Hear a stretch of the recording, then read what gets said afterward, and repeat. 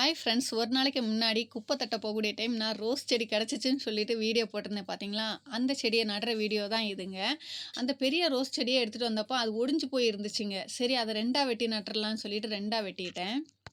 ஏன்னா, ஒரு பெரிய பெயிண்ட் டப்பால எடுத்து உள்ளுக்குள்ள வச்சு பார்த்தேங்க. அது வைக்க முடிய மாட்டேங்குது என்னால. சரின்னு சொல்லிட்டு அது ஒடிஞ்சும் போயிருந்துச்சு. 2ஆ வெட்டி சின்னதா இருக்கிறத சின்ன பாட்ல நட்டுக்கலாம். பெருசா இருக்கிறத பெரிய பாட்டுக்குள்ள நட்டு வச்சிடலாம்னு சொல்லிட்டு 2ஆ வெட்டிட்டேன். மொத்தம் 3 செடி தான் எடுத்துட்டு வந்தேங்க.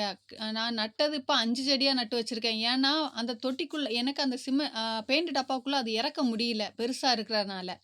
சரின்னு சொல்லிட்டு 2ஆ வெட்டி அப்படி நட்டு வச்சிருக்கேன். இப்ப 5 தொட்டியில நட்டு வச்சிருக்கேங்க. மண் கலவை கூட கம்மியா இருந்துச்சு. எப்படியோ அட்ஜஸ்ட் பண்ணி 5 பாட்டுல நட்டு விட்டுட்டேன். என்ன பூ கலர்ன்னு தெரியாது. என்ன எப்படி வளரும்னு தெரியாது. நட்டு முடிச்சதுக்கப்புறம் கொஞ்சம் திருப்தியா இருந்துச்சு. என்னதோ எடுத்து நட்டுட்டேங்கிற ஒரு சந்தோஷம் எனக்குள்ள மனசுக்குள்ள. நட்டு இந்த தண்ணி டேங்குக்கு கீழ தாங்க வச்சேன். ஏன்னா, அங்க வெயில் கொஞ்சம் கம்மியா இருக்கும். இப்போ கிட்டத்தட்ட 1 வாரம் ஆனதுக்கப்புறம் அழகா திலுத்து வந்துட்டு இருக்கு பார்த்தீங்களா? திலுத்து வந்து அந்த இலைய பார்த்தோனே, அந்த ஃப்ரெஷ்ஷான இலைய பார்த்தோனே எனக்கு சந்தோஷம் ரொம்ப. அதுக்கிடையில சின்னதா மொட்டும் வச்சிருக்கு. அந்த மொட்ட நான் இப்ப கிட்ட போனதுக்கு அப்புறம் தான் பார்த்தேங்க. நட்டு வச்ச எல்லாமே சக்ஸஸ் ஆயிருச்சுங்க. நானும் நெனச்சேன் கட் பண்ணி வச்சதுல சில டைம் வராம போயிருமோன்ட்டு. கட் பண்ணி வச்சு சின்ன பாட்ல வச்சதுலயே மொட்டு வச்சிருக்குங்க. ஃபர்ஸ்ட்டு பூ பூத்தது தான். பார்த்தீங்களா? 5 மொட்டு வச்சிருக்கு ஒரு இதுல. ஒரு இதுல 3 மொட்டு வச்சு ஃபர்ஸ்ட்டு ஒரு பூ பூத்துருச்சுங்க. 1, 2லலாம் நெறைய மொட்டு வச்சிருக்கு. 2 பாட்டுலலாம் நெறைய மொட்டு வச்சிருக்குது. மொட்டு வந்தா 7, 8 அப்படி சேர்த்து பஞ்ச்சா வருதுங்க.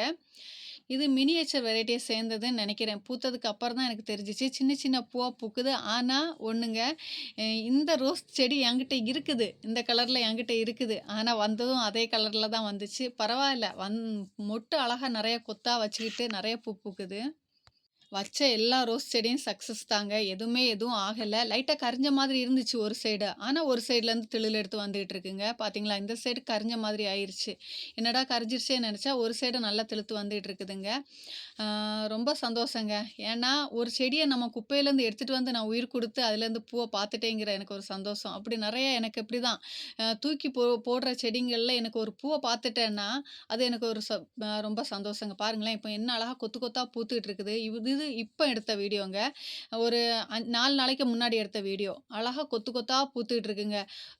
ஏன்னா, இப்ப கிளைமேட் கொஞ்சம் நல்லா இருக்குது. அதனால மாடி தோட்டத்துல நெறைய ரோஸ் செடி தாங்க வச்சிருக்கேன். இங்க பாருங்களேன், இந்த கொத்துல எப்படி கொத்தா கொலையா பூத்து நிக்குதுன்ட்டு. உள்ளுக்குள்ள மறைஞ்சிருந்துச்சுங்க. எடுத்து பார்க்கக்கூடிய டைம் தான் தெரிஞ்சுச்சு, இவ்ளோ பூ பூத்துருக்குதுன்ட்டு. இதே மாதிரி நீங்களும் உங்களுக்கு வெளியிலேருந்து கிடைச்ச செடி செடி இருக்கான்னு சொல்லுங்க எனக்கு கமெண்ட்ல இருந்து.